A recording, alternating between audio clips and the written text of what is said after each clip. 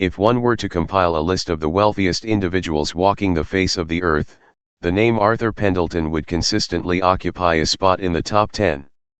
At 38 years old, the founder and sole majority shareholder of Pendelton Holdings had amassed a personal fortune hovering somewhere around $42 billion. He owned satellites currently orbiting the planet, artificial intelligence patents that powered global infrastructure, and a portfolio of real estate that spanned 3 continents. However, if one were to look at Arthur Pendelton on this particular Tuesday afternoon, the very last word that would come to mind was billionaire. In fact, words like vagrant, drifter, or perhaps unemployed lumberjack would be far more accurate descriptors. Arthur was currently kneeling in a patch of wet, loamy earth, wrestling with a chain-link fence. His attire was a spectacular disaster. He wore a pair of faded denim jeans that had clearly seen better decades, let alone days, boasting a massive, frayed hole over the left knee.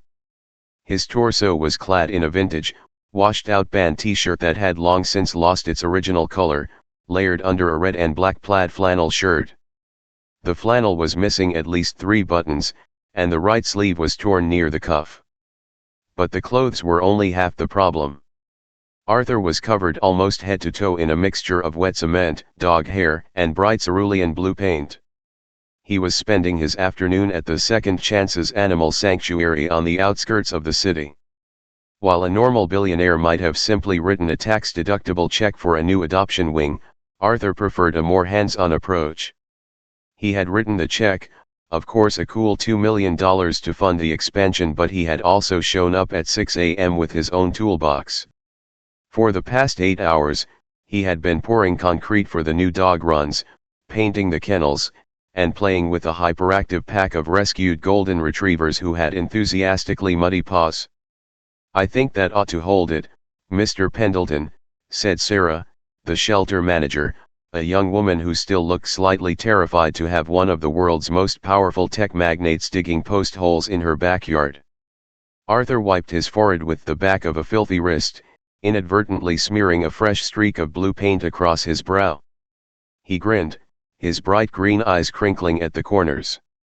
"Call me Arthur, Sarah. Please. If you call me Mr. Pendelton one more time, I'm going to think my father came back from the dead to audit your taxes. And yes, the fence is solid. Those escape artist huskies aren't getting out of this yard anytime soon." He stood up, his joints popping slightly, and brushed his hands on his ruined jeans. He smelled strongly of wet dog, sweat, and mineral spirits.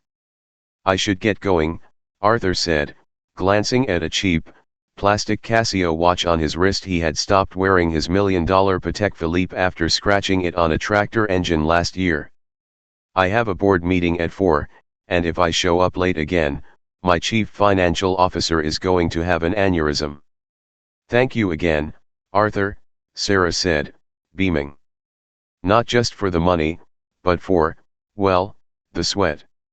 "The sweat is the best part," Arthur chuckled, grabbing a battered, paint-splattered thermos from the ground.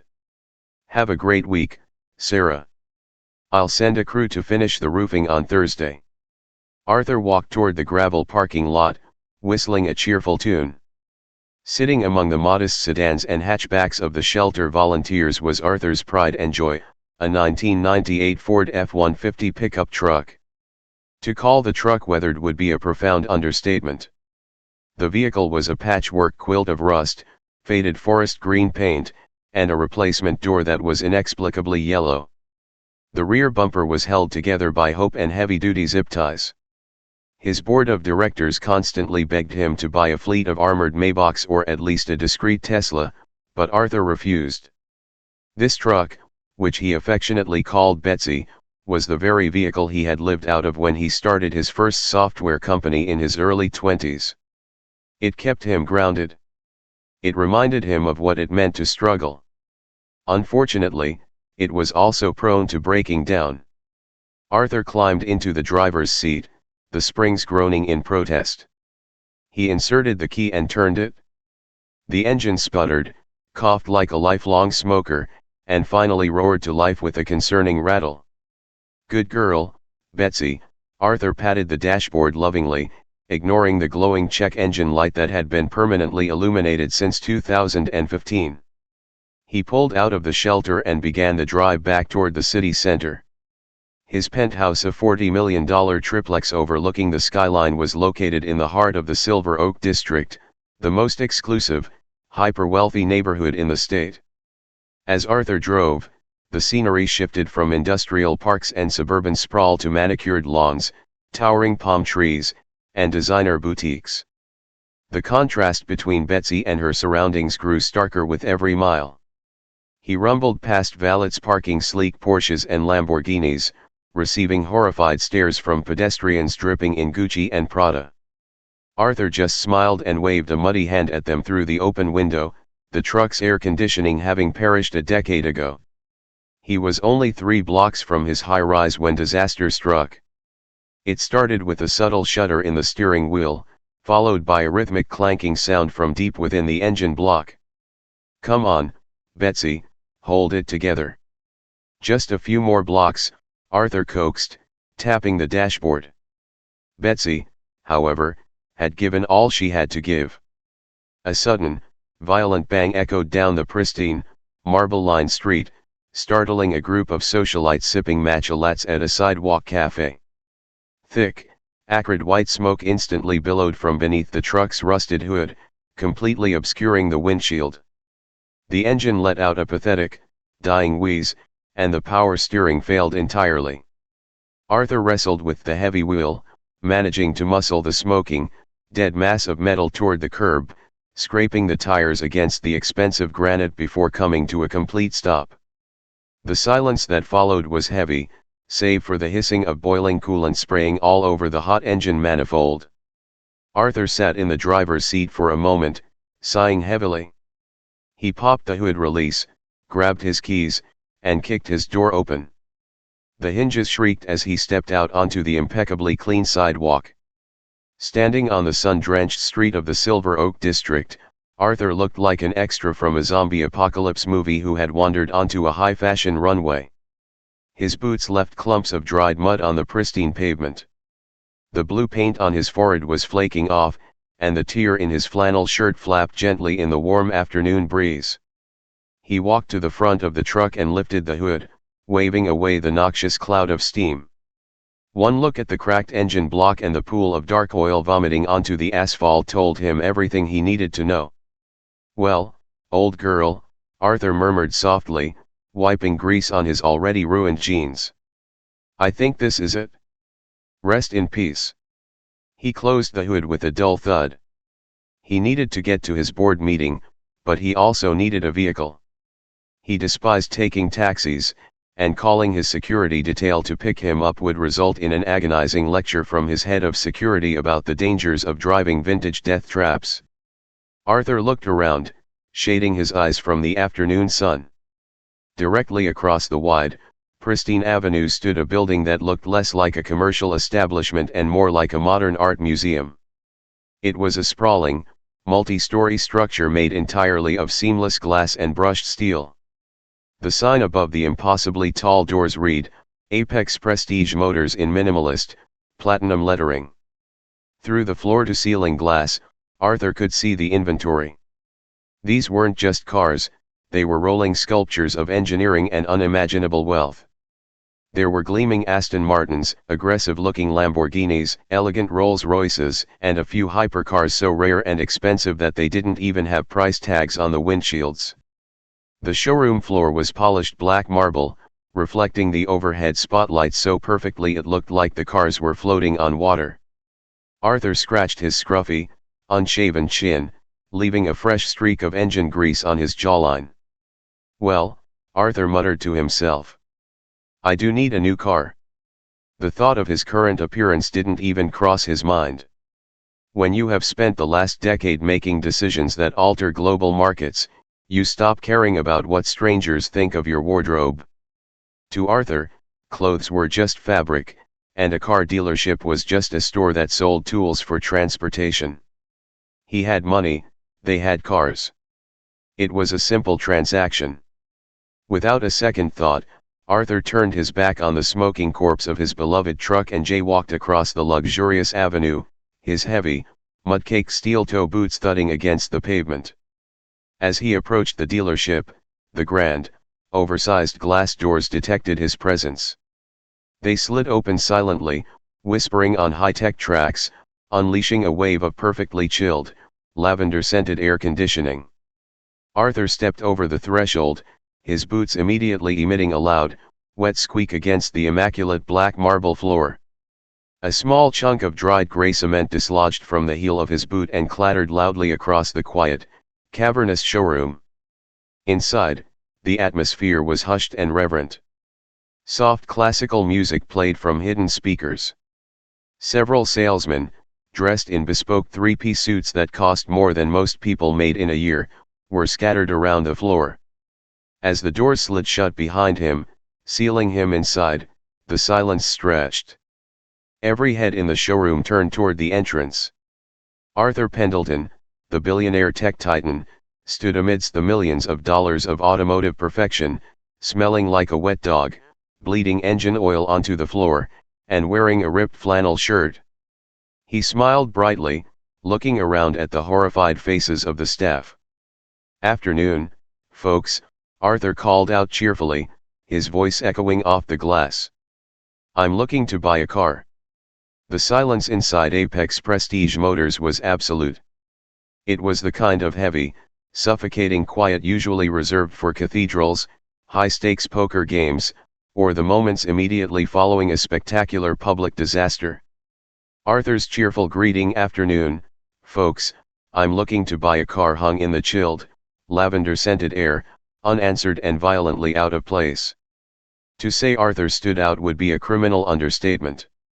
The showroom of Apex Prestige Motors was a masterpiece of modern architectural design, curated to intimidate the wealthy into parting with their millions. The floor was a seamless expanse of Nero Marchina marble, polished to a mirror finish that reflected the undercarriage of the automotive marvels resting upon it. The lighting was harsh, precise, and surgical, designed to make metallic paint flakes sparkle like crushed diamonds. Standing dead center in this temple of excess was a man who looked like he had just lost a wrestling match with a cement mixer. A fresh drop of dirty engine oil fell from the cuff of Arthur's torn flannel shirt, hitting the pristine black marble with an audible plink.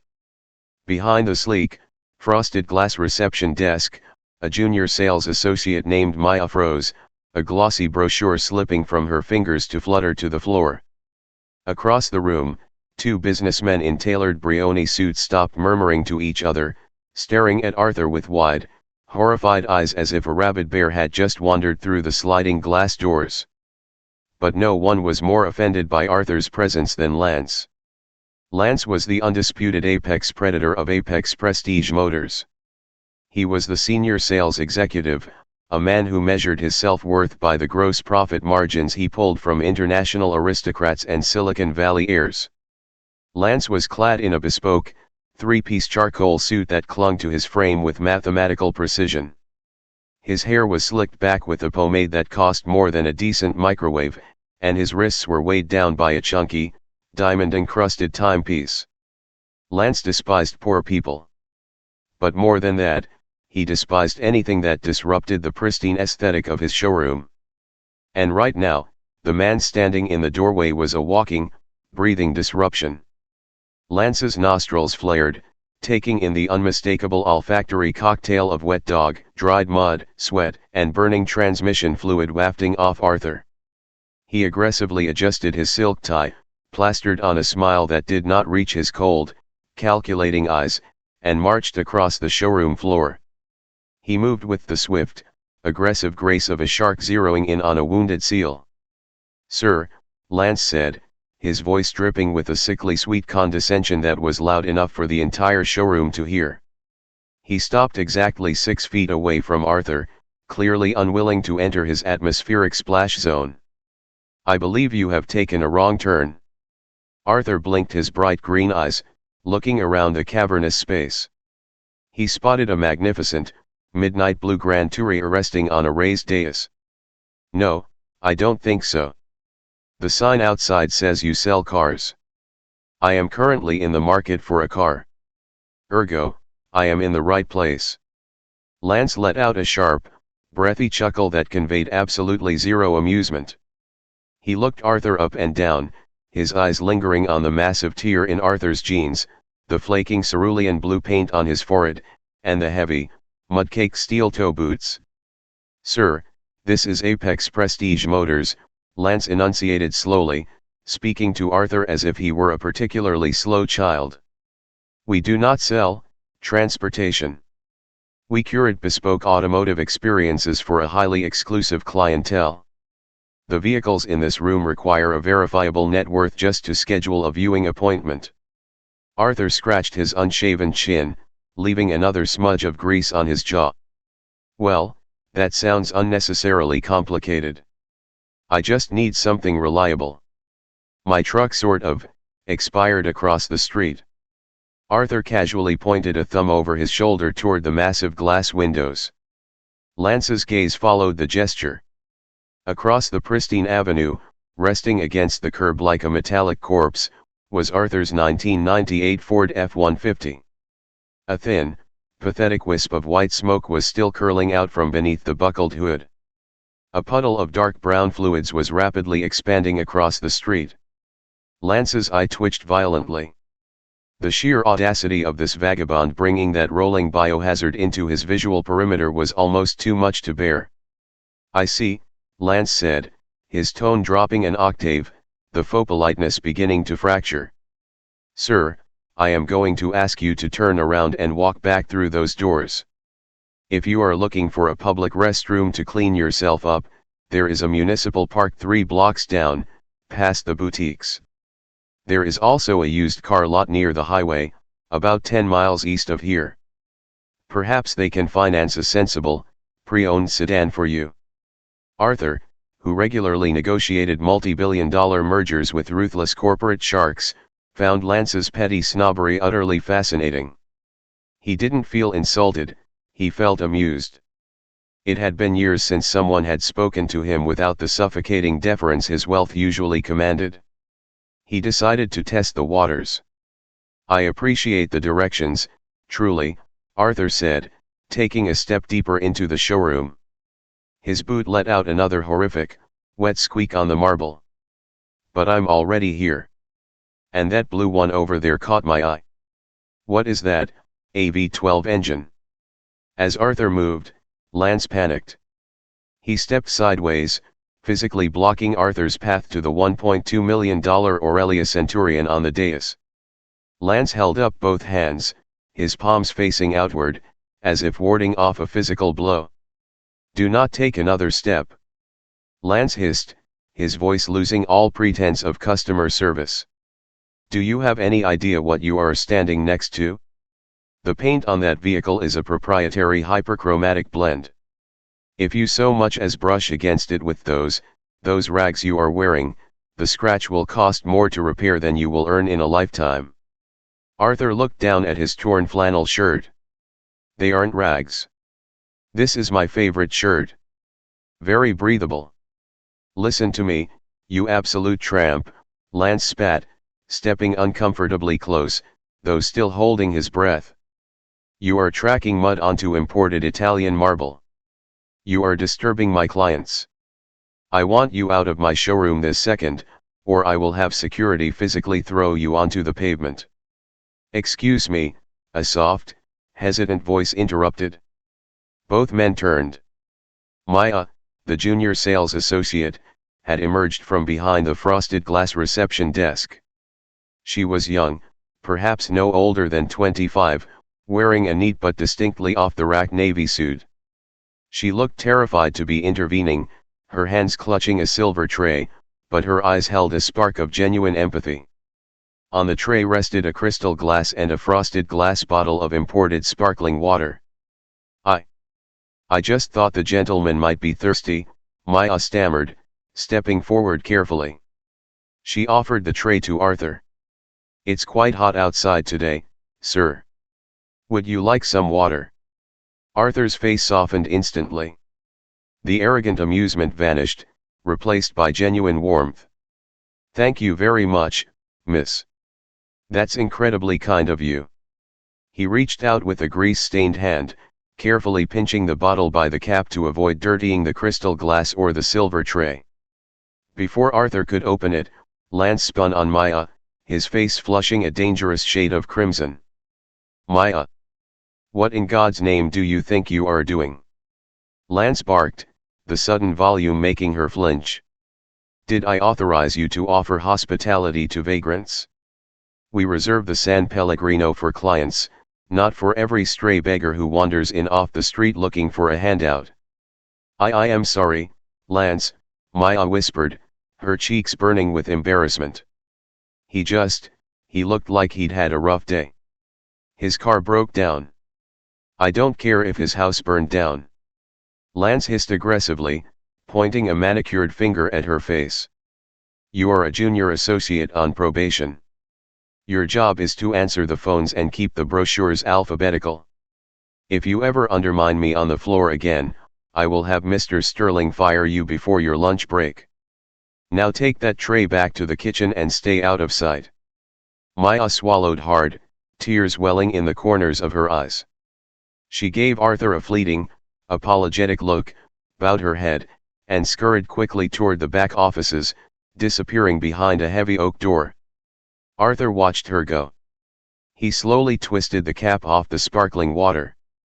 The loud crack hiss of the carbonation echoed in the tense silence of the room.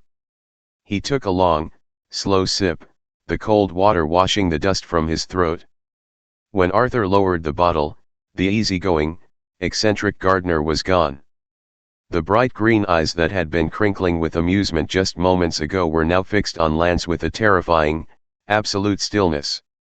It was the same look Arthur gave when a rival tech CEO tried to back out of a signed contract. It was the look of a man who held the power to destroy worlds, and had just found a perfectly valid reason to do so. You shouldn't have spoken to her like that, Arthur said. His voice was no longer cheerful. It was quiet, flat, and dangerously calm. Lance scoffed, though he involuntarily took a half step backward, suddenly unnerved by the shift in the strange man's demeanor. I will speak to my subordinates however I see fit. Now, I am done playing games with you. You have exactly 10 seconds to exit this building before I call the authorities and have you arrested for trespassing and public nuisance. Arthur didn't move toward the door. Instead, he reached into the pocket of his ruined, paint-splattered jeans. Lance's eyes widened, a flicker of genuine fear crossing his face. For a wild second, he thought the lunatic might be reaching for a weapon. He braced himself to shout for the security guard stationed in the parking garage. Instead of a weapon, Arthur pulled out a phone. It wasn't a standard smartphone. It was slightly thicker, encased in a matte black, aerospace-grade titanium shell with no visible branding, buttons, or camera lenses. It was a custom-built, encrypted satellite communicator tied directly to the private servers of Pendelton Holdings. Arthur held the device in his muddy hand. He looked at Lance, then looked past him, scanning the incredible array of multi-million-dollar vehicles lined up across the expansive showroom floor. 10 seconds are up, Lance snarled, regaining his false bravado. He reached into his own tailored pocket for his sleek smartphone. That's it? I'm calling the police. Don't say I didn't warn you.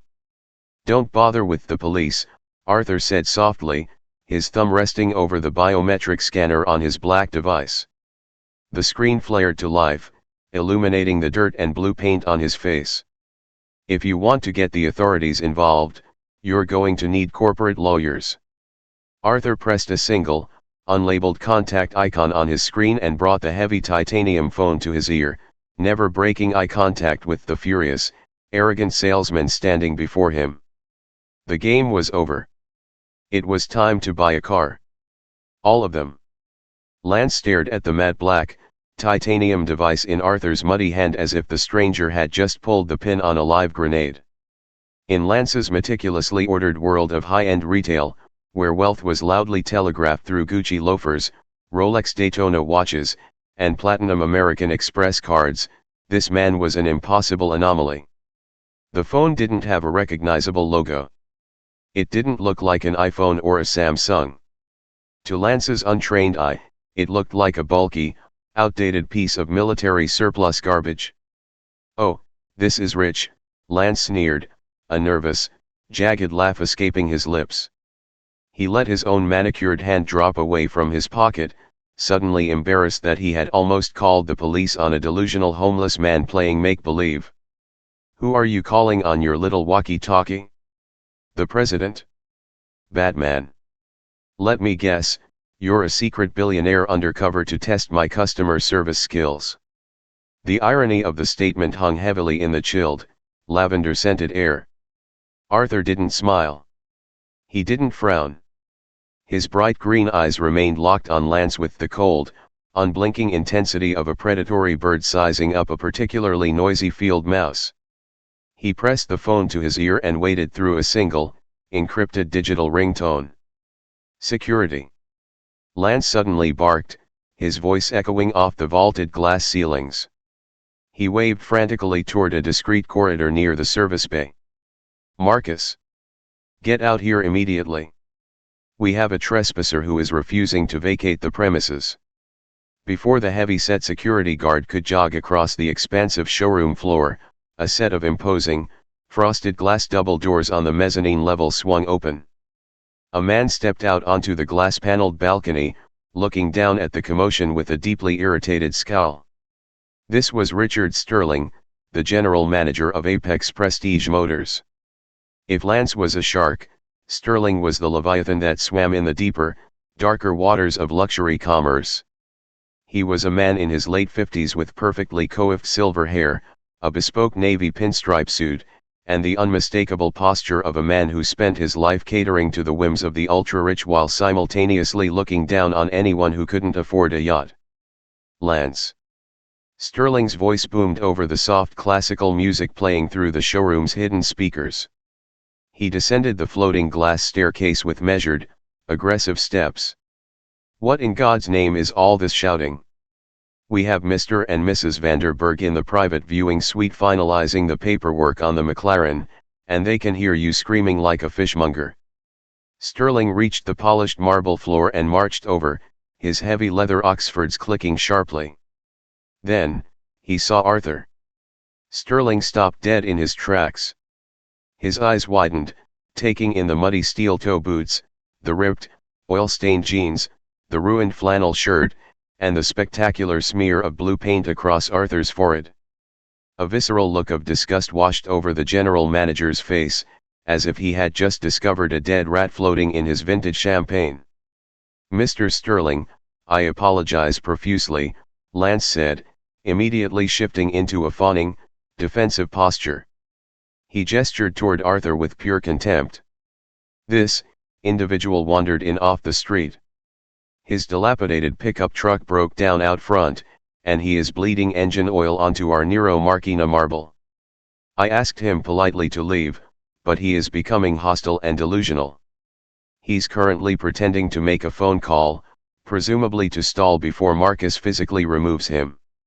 Sterling pulled a silk handkerchief from his breast pocket and actually held it near his nose, blocking out the potent smell of Arthur's afternoon at the animal shelter. "Marcus," Sterling snapped, looking at the large security guard who had finally arrived, breathless, at his side. "Do not gently escort this man out. Grab him by the collar, throw him onto the pavement, and if he resists, feel free to use your baton. Call the police and tell them we have a vagrant attempting to vandalize millions of dollars of inventory." Marcus, a burly ex-cop who looked like he thoroughly enjoyed his job, cracked his knuckles and took a heavy step toward Arthur. "All right, buddy. Fun's over. Let's take a walk before I break something you need for walking." Arthur held up a single, dirt-caked finger. It was a microscopic gesture, barely a twitch of the wrist, but it carried such a colossal, undeniable weight of authority that Marcus instinctively froze in his tracks. The eccentric gardener was entirely gone. The mask of the polite, clumsy underdog had evaporated. The man standing in the center of the showroom was now Arthur Pendelton, the ruthless architect of corporate empires, a man who had dismantled Fortune 500 companies before his morning coffee. "Elias," Arthur said into the titanium phone. His voice was perfectly calm, smooth as glass, but pitched at a frequency that sent an involuntary shiver down Lance's spine. On the other end of the encrypted satellite connection, Elias Vance, the ruthless head of Pendelton Holdings' aggressive acquisitions division, sat up straight in his chair halfway across the country. "Yes, Mr. Pendelton. Go ahead. Cancel my 4 o'clock board meeting.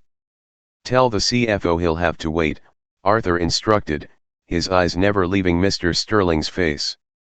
"I've encountered a minor pest control issue that requires my immediate attention." "Understood, sir," Elias replied instantly, his fingers already flying across a keyboard. "Do you need the security detail dispatched to your location?" "No," Arthur said softly. "I need you to pull up the corporate registry for a dealership called Apex Prestige Motors.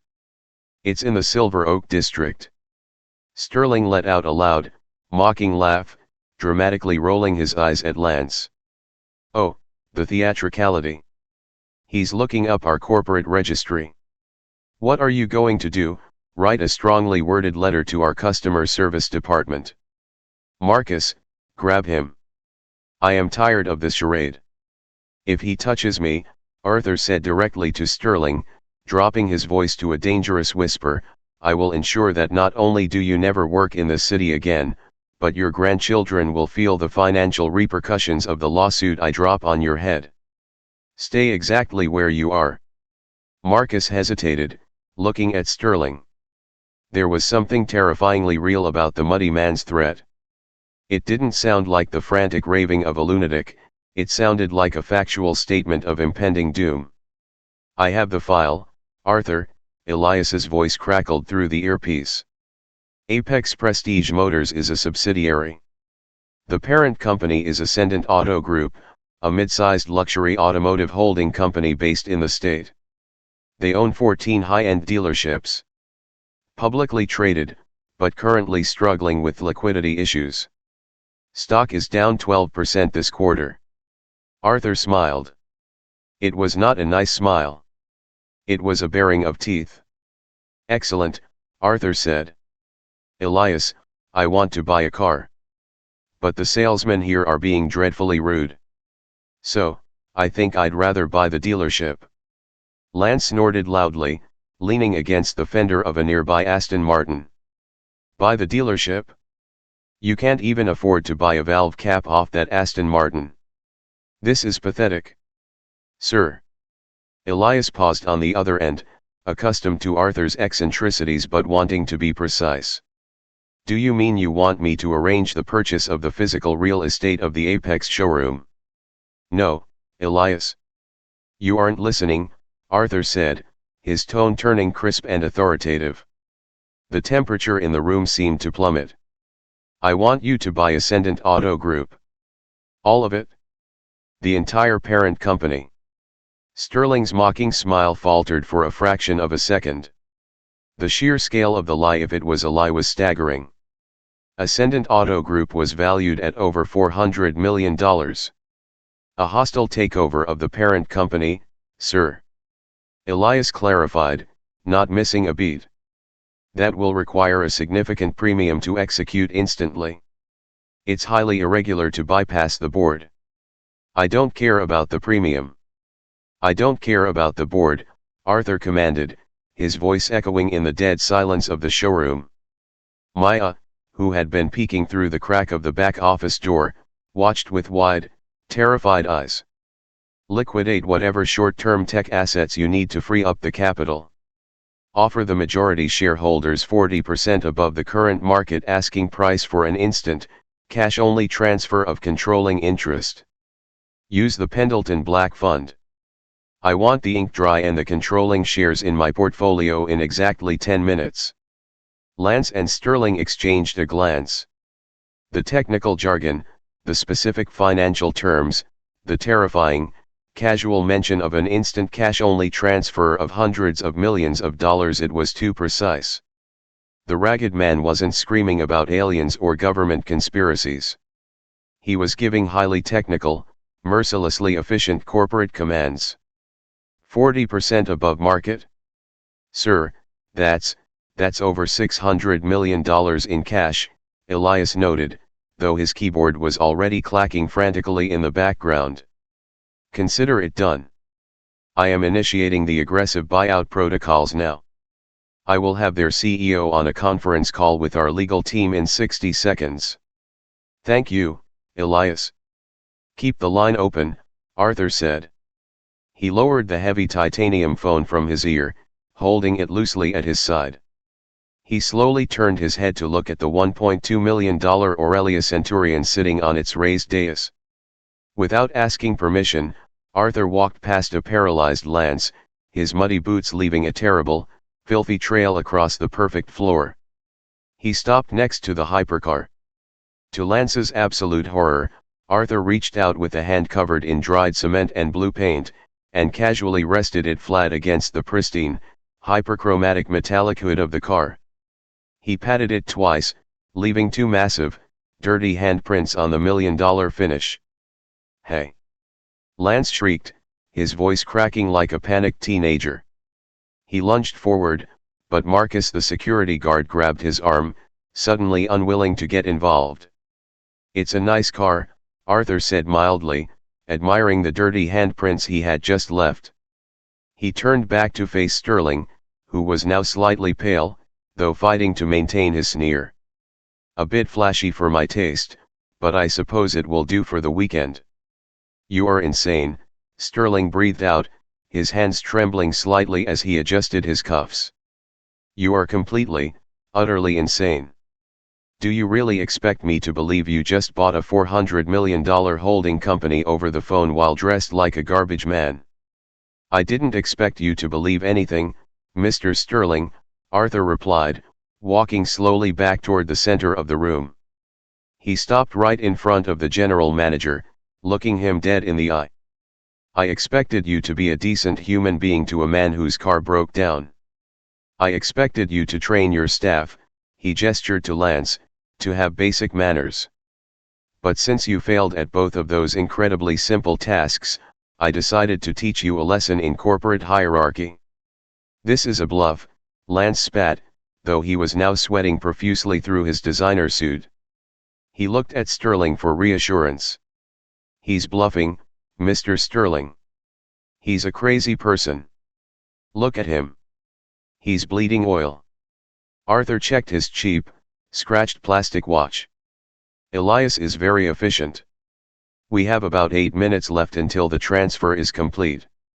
I suggest you boys enjoy your remaining time as employees of this establishment.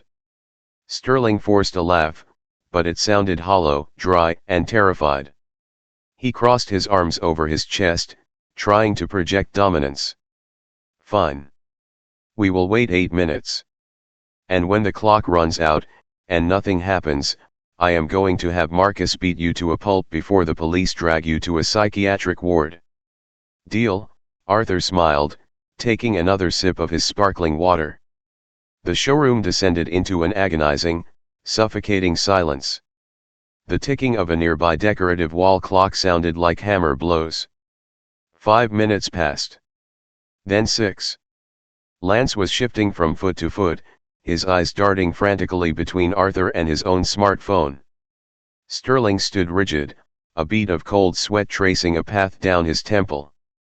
Arthur simply stood there, a muddy, painted monument to absolute power, calmly drinking his water. At exactly the 8.5-minute mark, the silence was shattered. Inside Sterling's suit jacket, his private, direct line cell phone began to ring. It wasn't the dealership's line. It was the emergency number reserved exclusively for the executives at Ascendant Auto Group's corporate headquarters. Sterling froze. The color instantly drained from his face, leaving him looking like a polished silver ghost. Arthur lowered his crystal glass. His bright green eyes danced with a dangerous, triumphant light. You should probably answer that, Richard, Arthur whispered. It sounds important. The ringtone emanating from the inner breast pocket of Richard Sterling's bespoke pinstripe suit was not a standard digital trill. It was a sharp, urgent, and highly irritating mechanical chime, specifically programmed to bypass all silent modes. It was the designated emergency line connecting directly to the executive boardroom of Ascendant Auto Group in Chicago. In Sterling's 8 years as general manager of Apex Prestige Motors, that particular ringtone had sounded exactly twice, once when a hurricane flooded their Miami showroom, and once when the company's CFO was indicted for tax fraud. It was not a phone that rang for coincidences. The sound sliced through the suffocating, lavender-scented silence of the showroom like a guillotine blade. Lance jumped, a small, undignified yelp escaping his throat. He stared at his boss's chest as if a bomb had just started ticking inside the man's jacket. Marcus, the burly security guard, shifted his weight uncomfortably, his hands slowly dropping away from the radio on his belt. Even the two wealthy clients in the glass-walled private viewing suite upstairs had stopped signing their paperwork, pressing their faces against the glass to look down at the frozen tableau on the showroom floor. Arthur Pendelton did not flinch. He simply stood there, a spectacular mess of wet cement, dried mud, and cerulean blue paint, holding his half-empty crystal glass of sparkling water. He offered Sterling a polite, expectant smile. "You should probably answer that, Richard," Arthur murmured, his voice incredibly soft but carrying perfectly across the polished marble. "It sounds important. It would be highly unprofessional to ignore corporate." Sterling's face had lost all of its practiced, arrogant flush. He looked like a man who had just stepped off the edge of a very high cliff and was waiting for gravity to notice him. His hands, usually so steady when holding a Mont Blanc pen to sign million-dollar leases, trembled visibly as he reached inside his jacket. He pulled out the sleek, silver smartphone. The caller ID flashed brightly on the screen: C. Harrington, CEO, urgent. Sterling swallowed hard. His throat made a loud, clicking sound in the quiet room.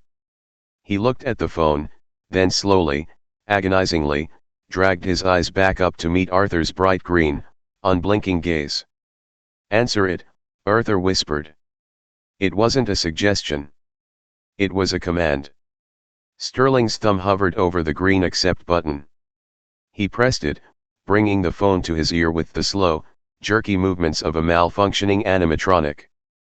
Sterling speaking," he stammered, his normally booming, authoritative voice reduced to a thin, reedy croak. Because the showroom was so deathly quiet, the frantic, panicked voice on the other end of the line bled through the phone's earpiece, clearly audible to Lance, Marcus, and Arthur. "Richard? Richard, are you there? Tell me you haven't done anything stupid today." The voice belonged to Charles Harrington, the multimillionaire founder and CEO of Ascendant Auto Group. Usually, Charles spoke with the slow, measured drawl of a man who spent his afternoons at the country club. Right now, he sounded like he was hyperventilating into a paper bag. "I'm here, Charles," Sterling managed to say, beads of cold sweat now actively dripping down his temples and soaking into the collar of his custom-tailored shirt. What is happening? Is there an emergency?" "An emergency? An emergency?" Charles's voice cracked hysterically through the tiny speaker. "Richard, we're gone. The whole company is gone.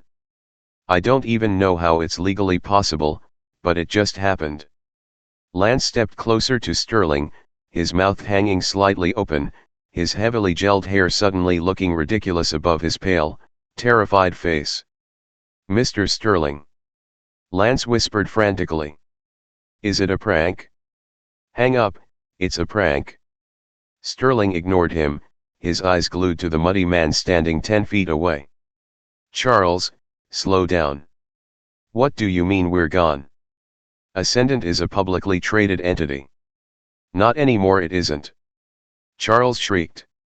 10 minutes ago, our majority shareholders received a blind, direct cash offer for their entire portfolios. 40% above market value. Richard, Nobody says no to 40% over market in pure cash. They bypass the board entirely. The SEC is spinning in circles, our legal team is throwing up in the waste baskets, and my security badge just stopped working on my own office door. Sterling's knees buckled slightly. He had to reach out and brace a trembling hand against the polished fender of a $200,000 Bentley to keep from collapsing. The marble floor suddenly felt like it was tilting beneath him. Who? Sterling gasped, struggling to pull oxygen into his lungs. Charles, who bought us? A heavy, devastated silence hung on the line for 3 agonizing seconds. Pendleton Holdings, Charles finally whispered, the fight completely drained from his voice, leaving only raw shock. We were just subjected to a hostile, instant acquisition by the Pendelton Black Fund. They didn't even try to negotiate. They just dropped $600 million onto the table like it was pocket change and crushed us. Richard. Pendleton owns Ascendant now. They own the inventory, the real estate, the pens on your desk, and your employment contract. We are ruined. The call disconnected with a sharp beep. Sterling's arm dropped limply to his side.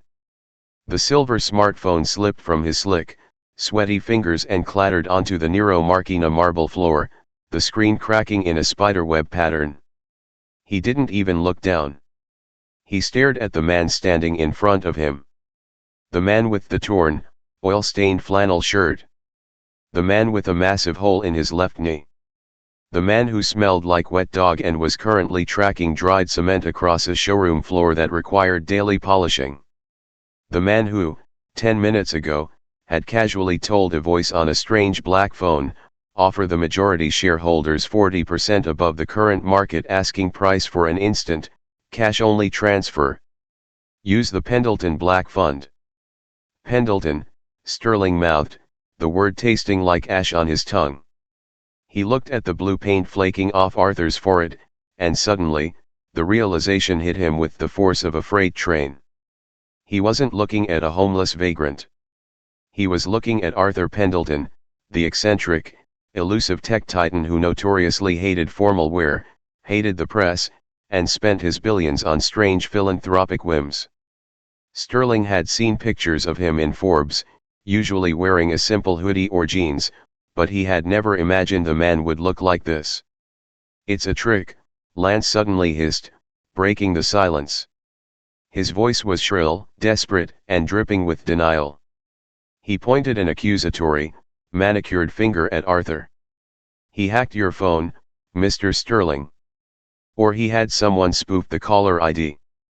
There is absolutely no way this piece of street trash is Arthur Pendleton. Look at his shoes.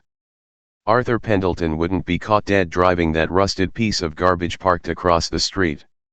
Actually, Arthur said casually, taking a step forward. His heavy boots squeaked loudly on the marble, making Lance flinch. I've had Betsy since 1998. Replaced the transmission twice, the alternator 4 times, and the door after a minor incident with a tractor. But she was a good truck. Up until she died on your curb. Shut up. Lance screamed, totally losing his grip on reality. The carefully constructed facade of the elite luxury salesman completely shattered. He looked at Marcus. Throw him out? Marcus, do your job and throw this imposter through the front window. Marcus, however, was no fool. He had heard the phone call. He looked at Sterling's pale, defeated face, then looked at Arthur's calm, terrifyingly confident posture. Marcus slowly took 2 steps backward, folded his hands neatly behind his back, and stared intently at the ceiling, making it abundantly clear he was officially off duty. Mr. Sterling, Lance pleaded, turning back to his boss. Tell him he's crazy. Sterling slowly turned his head to look at his top salesman. The general manager's face was a mask of utter despair. Lance, Sterling whispered, his voice shaking. Shut your mouth. Sterling turned back to Arthur. The arrogant leviathan of luxury retail was entirely gone. In his place was a broken, terrified middle manager who had just realized he had spent the last 15 minutes aggressively insulting the man who now held his entire life, pension, and career in his dirty, paint-covered hands. Sterling took a hesitant step forward, his expensive leather shoes feeling like lead weights. He didn't know what to do with his hands. He tried to smooth his tie, then gave up and simply let his arms hang limply. Mr. Pendleton, Sterling stammered, formally using the name for the first time. The words caught in his throat. I don't know what to say. The attire, the truck, we had no idea who you were. That is exactly the problem, Richard, Arthur said smoothly. Arthur raised the heavy titanium phone back to his mouth. Elias? Are you still there? I am here, sir, Elias's crisp voice replied. The transaction is fully finalized. The digital ink is dry. Pendelton Holdings now possesses 100% of voting shares in Ascendant Auto Group. You are the sole proprietor. Thank you, Elias. Take the rest of the day off, Arthur said, tapping the screen and slipping the black device back into his torn pocket. Arthur took a deep breath of the lavender-scented air. He looked around the pristine showroom, taking in the Aston Martins, the Rolls-Royces, the gleaming marble, and finally, the terrified faces of the staff. He walked over to the $1.2 million Aurelia Centurion, the very car Lance had threatened him over. Arthur leaned his lower back against the hyperchromatic hood, casually crossing his mud-caked ankles. He folded his arms across his chest, perfectly at ease in the hostile environment he had just violently conquered. You know, Richard, Arthur began, his tone conversational, as if he were discussing the weather rather than the destruction of a man's livelihood. If I had walked in here wearing an Armani suit and a Rolex, you would have offered me espresso, kissed my ring, and handed me the keys to any car in this building. But because I looked like a man who worked for a living, because I looked like someone who might actually need a break, you treated me like an infection. Sterling closed his eyes, a tear of pure humiliation leaking out from beneath his lashes. Mr. Pendleton, please. It was a misunderstanding. Protocol dictates. Protocol. Arthur interrupted, his voice suddenly sharp enough to cut glass. The casual demeanor vanished. Your protocol is to deny a human being a glass of water on a hot day? Your protocol is to threaten a man with physical violence because his boots are dirty? That isn't protocol, Richard. That is a character flaw. Lance, finally processing the reality of the situation, began to hyperventilate. The blood rushed from his head, and he swayed dangerously on his feet. The man he had just called an absolute tramp was now the supreme overlord of his entire industry. I bought this company, Arthur continued, his voice ringing with absolute, unchallenged authority, not because I needed a car. I have a garage full of cars I never drive. I bought this company because I cannot stand bullies. And this showroom, under your management, is nothing but a monument to bullying. Arthur pushed himself off the hood of the $1 million car, leaving a fresh streak of blue paint against the midnight blue finish. He walked slowly toward the center of the room, standing exactly where he had been when he first entered. He looked at Sterling. Then he looked at Lance. You wanted to know who I was, Arthur said quietly, a grim smile finally touching his lips. I am the new owner of Apex Prestige Motors. And I think it is time we had a sudden, drastic change in management. The atmosphere inside the showroom of Apex Prestige Motors had fundamentally altered. The meticulously curated illusion of untouchable, elite grandeur had shattered, replaced by the crushing, undeniable reality of absolute corporate power. The air, still artificially chilled and smelling faintly of lavender, now felt suffocating to the men in the bespoke suits. Arthur Pendleton stood entirely at ease, a monument of dirt, wet cement, and torn flannel amidst a sea of polished marble and automotive perfection. He took a final, deliberate sip from his crystal glass of sparkling water, the ice clinking sharply against the sides. The sound was deafening in the dead silence. He slowly lowered the glass and set it on the pristine, silver tray resting on the receptionist's desk. Richard Sterling, a man who had spent the last decade terrorizing his staff and curating a clientele of international billionaires, looked like a deflated balloon. The tailored lines of his navy pinstripe suit suddenly seemed too large for his shrinking frame. He was staring at his cracked, silver smartphone on the floor, the device that had just delivered the news of his professional execution. "Mr. Pendelton," Sterling croaked.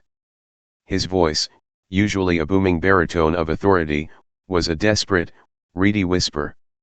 He wrung his hands together, his expensive Rolex catching the harsh showroom lights. "Please. Let us be rational. I have dedicated 8 years to this dealership. I have generated record profits for Ascendant Auto Group. My track record." "Your track record is irrelevant, Richard," Arthur interrupted smoothly, his bright green eyes locking onto the general manager with the cold precision of a laser. "A business is only as good as the culture it fosters. You fostered a culture of arrogance, cruelty, and superficiality. You measure a human being's worth by the brand of their watch and the cleanliness of their shoes. That is a fundamentally flawed algorithm for life, and it's a disastrous one for a business I now own." Sterling took a shaky breath, stepping forward, his hands outstretched in a pleading gesture. "I can change the culture. I can implement new training protocols. Give me a probationary period. I have a family, mortgages, a reputation in the city." "Your reputation," Arthur said softly, taking a step toward the broken manager, "is exactly why you are no longer useful to me. As of 3 minutes ago, when the Pendelton Black Fund acquired your parent company, your employment contract became my property. And I am terminating it. With extreme prejudice." Sterling flinched as if he had been physically struck. The blood completely drained from his face. "You are fired, Richard," Arthur stated, his voice ringing out clearly across the vaulted, glass-ceilinged room. "You will not receive a severance package. You will not receive a glowing letter of recommendation. You will leave your corporate keys, your security badge, and the keys to your company-issued demonstrator vehicle on the desk. You have exactly 2 minutes to gather whatever personal belongings fit into a single cardboard box, and then Marcus," Arthur gestured to the burly security guard, "will escort you off my property." Marcus, who had been watching the entire exchange with barely concealed glee, suddenly stood up perfectly straight, a wide grin spreading across his face. "With pleasure, Mr. Pendelton." Sterling opened his mouth to argue, to scream, to threaten legal action, but the absolute, terrifying finality in Arthur's eyes silenced him. The billionaire wasn't negotiating, he was delivering a verdict. Sterling's shoulders slumped. He looked around the showroom his empire one last time. Then, with trembling hands, he unclipped his silver name badge and let it fall to the marble floor with a pathetic clatter. He turned and began the long, agonizing walk of shame toward his glass-walled office. With the Leviathan slain, Arthur slowly turned his attention to the shark. Lance had physically retreated until his back was pressed against the hyperchromatic fender of the $1.2 million Aurelia Centurion. He was visibly vibrating with terror. His slicked back hair had lost its pristine form, a few strands hanging limply over his sweaty forehead. The arrogant sneer that had defined his face for the past hour was entirely gone, replaced by the wide-eyed panic of prey backed into a corner. "Now," Arthur murmured, pacing slowly toward the senior sales executive. "What are we going to do with you, Lance?" "Mr. Pendelton, sir." Lance blurted out, his voice cracking by a full octave. He threw his hands up defensively. "I was just following orders. Sterling creates a toxic environment. He tells us to aggressively profile walk-ins. I didn't want to speak to you that way, I swear to God. It's the culture.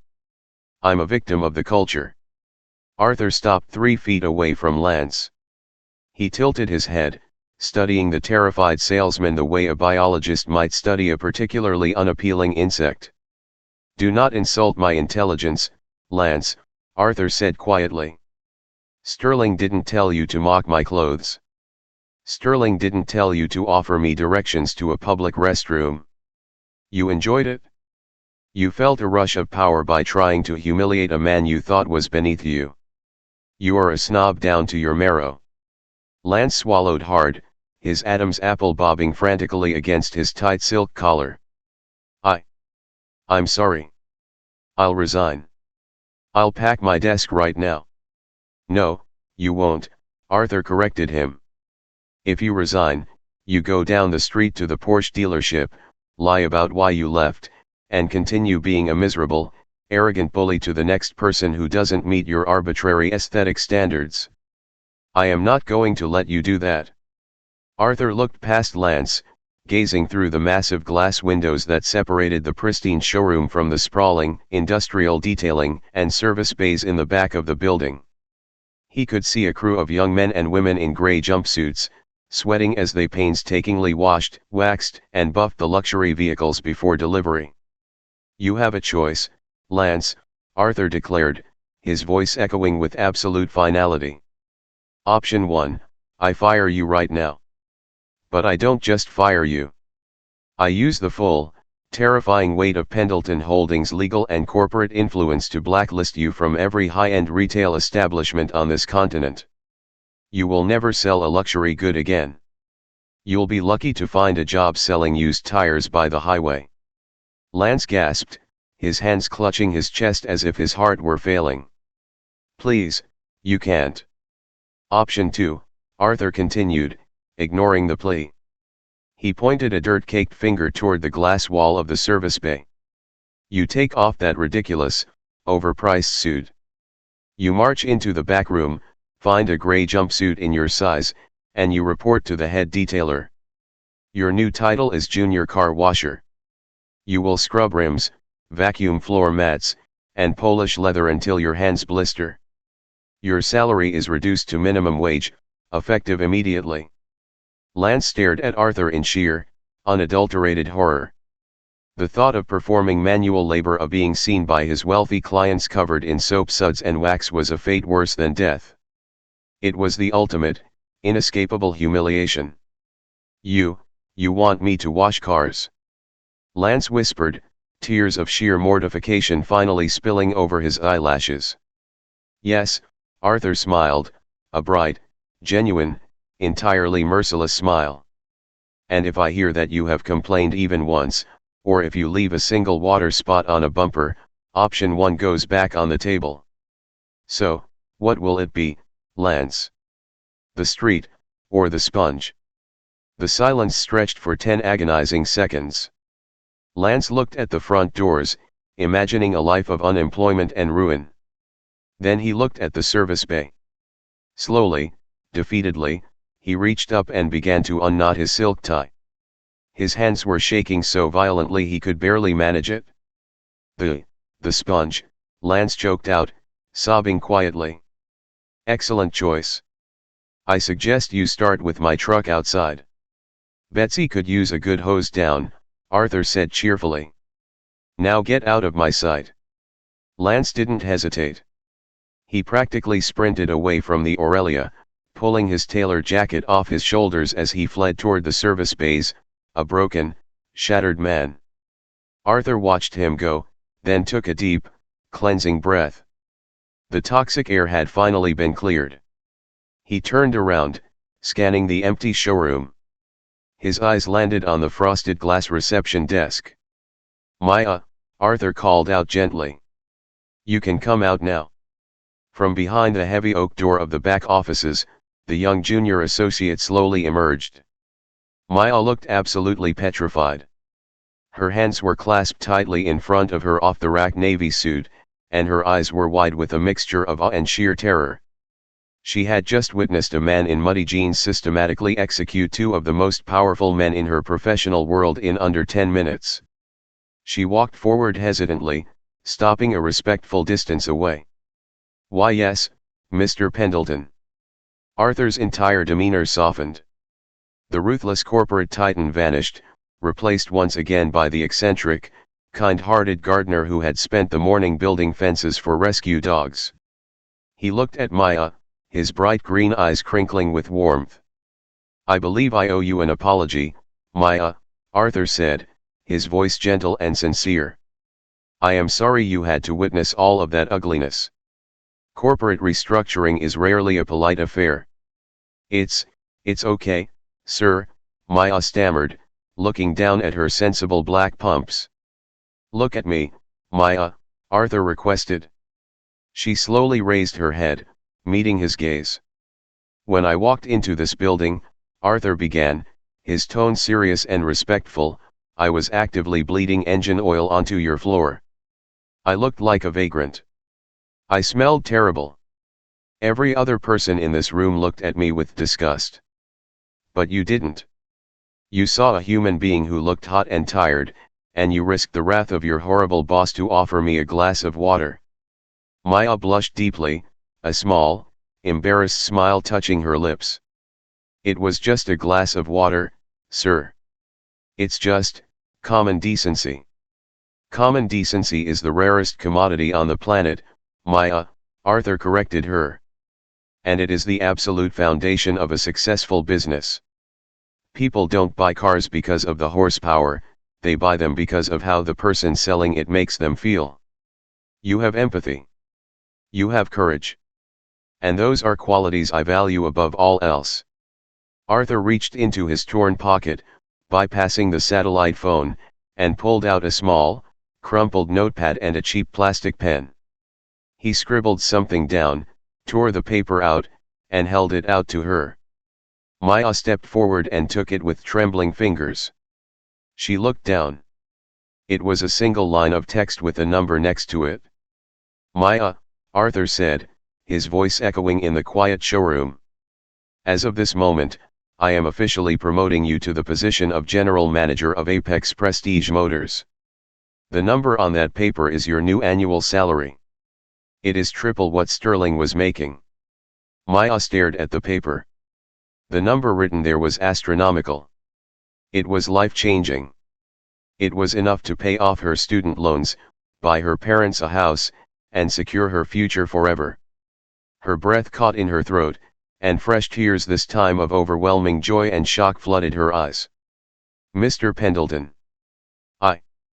I'm just a junior associate," Maya gasped, her voice trembling violently. "I don't know how to run a dealership of this scale. I'm only 24. "You'll learn," Arthur dismissed her concerns with a wave of his muddy hand. "I started my first tech company in a garage when I was 22, and I didn't even know how to balance a ledger. You have the instincts. I will send a team of executives from Pendelton Holdings down here on Monday to handle the logistics, the paperwork, and the supply chains. Your only job, Maya, is to change the culture. Hire people with hearts.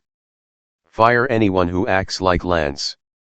Make this a place where people actually want to be." Maya looked at the torn piece of paper, then back up at the billionaire in the muddy boots. She wiped a tear from her cheek, her posture straightening, a sudden, fierce spark of determination igniting in her eyes. "I won't let you down, Mr. Pendelton," she said, her voice finally steady. "I promise you." "I know you won't," Arthur smiled broadly. "Now, General Manager, as my first act as your boss and your newest client, I actually do need a car." Maya blinked, shifting instantly into her new role. "Of course, sir. Whatever you need. We have the Aurelia, the new Aston Martins." Arthur looked around the showroom. In the far corner, resting on a slowly rotating platform under a spotlight, was the crown jewel of the dealership. It was a one-of-a-kind, custom-built European hypercar.